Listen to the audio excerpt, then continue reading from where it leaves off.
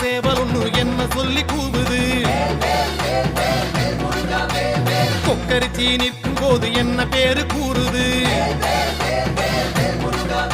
மனமே படை வீடு நீ தேடிவா என செய்தி அது கூறி சுத்தி வருகுது முத்து வேலை சுத்தி சுத்தி முக்தி அடையுது கத்தி வருகுது தங்க வேலை சுத்தி சுத்தி தஞ்சம் அடையுது